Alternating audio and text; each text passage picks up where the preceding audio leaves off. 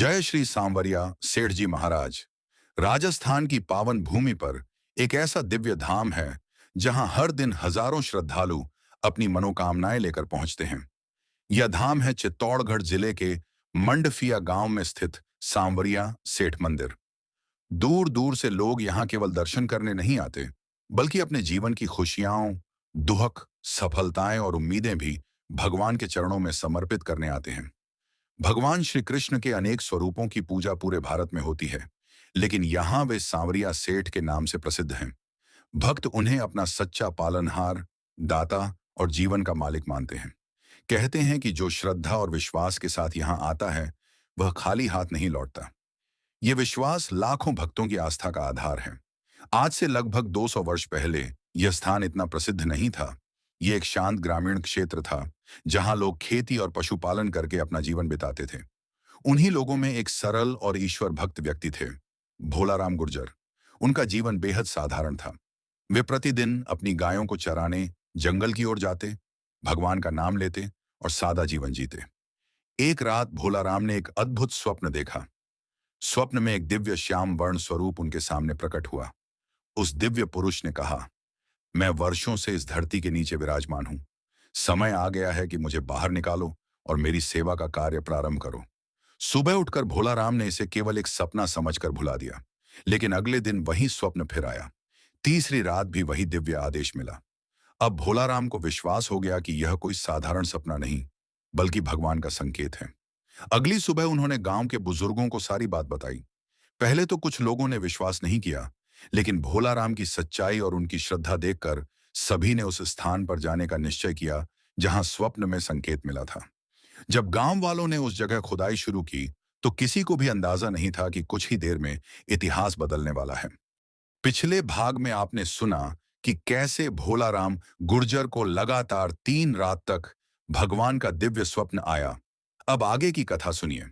सुबह होते ही पूरे गांव में यह बात फैल गई कि भोलाराम को भगवान ने स्वयं दर्शन देकर धरती के नीचे छिपी अपनी प्रतिमा को बाहर निकालने का आदेश दिया है। कुछ लोगों ने इसे ईश्वर की कृपा माना, जबकि कुछ लोगों ने इसे केवल एक सपना समझकर अनदेखा कर दिया। लेकिन भोलाराम का विश्वास अटल था।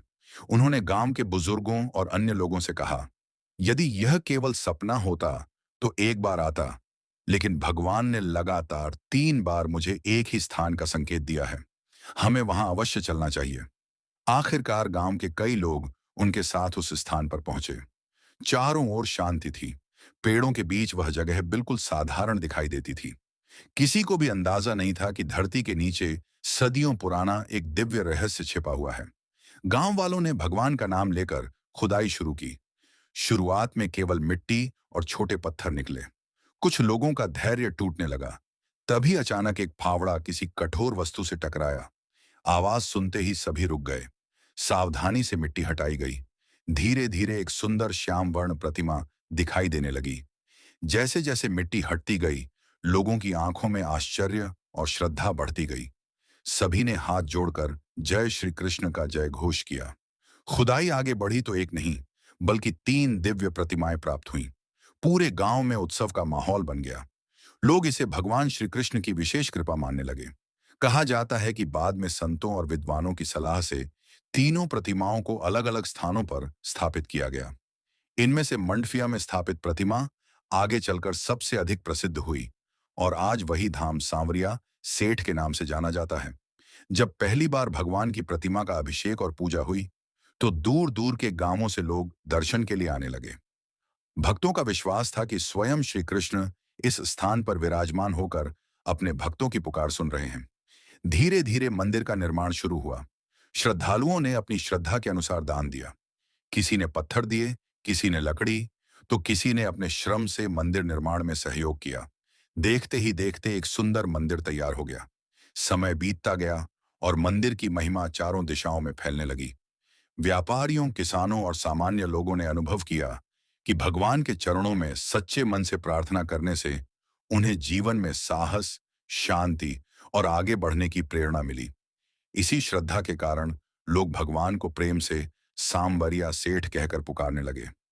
आज भी लाखों श्रद्धालु इस विश्वास के साथ वहां पहुंचते हैं कि भगवान उनकी प्रार्थना सुनेंगे और उन्हें सही मार्ग दिखाएंगे। समय बीतने के साथ सांवरिया सेठ मंदिर की महिमा दूर दूर तक फैलने लगी।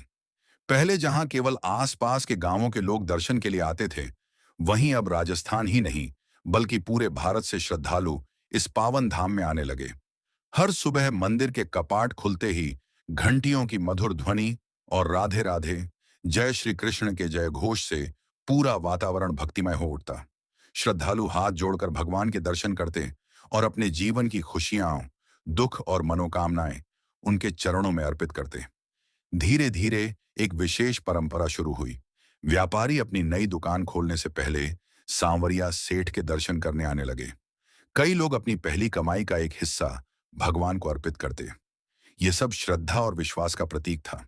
भक्तों का मानना था कि भगवान की कृपा से उनके जीवन में उन्नति हुई और वे उसी कृतज्ञता से भेंट चढ़ाते हैं। समय के साथ मंदिर का विस्तार हुआ। विशाल प्रांगण, सुंदर शिखर और भव्य प्रवेश द्वार बनने लगे। हर त्योहार पर मंदिर को रंग बिरंगे फूलों और दीपों से सजाया जाने लगा। विशेष रूप से जन्माष्टमी के अवसर पर यहाँ हजारों श्रद्धालु एकत्र होकर भगवान श्री कृष्ण का जन्मोत्सव बड़े उत्साह से मनाते हैं। कहा जाता है कि जब मंदिर में आरती होती है तो वहां का वातावरण इतना शांत और भक्तिमय हो जाता है कि हर व्यक्ति कुछ क्षणों के लिए अपनी सारी चिंताएं भूल जाता है। दीपों की रोशनी, शंख की ध्वनि और भजनों की मधुर गूंज श्रद्धालुओं के मन को भक्ति से भर देती है। सांवरिया सेठ मंदिर केवल पूजा का स्थान नहीं बल्कि सेवा और दान की भावना का भी केंद्र माना जाता है।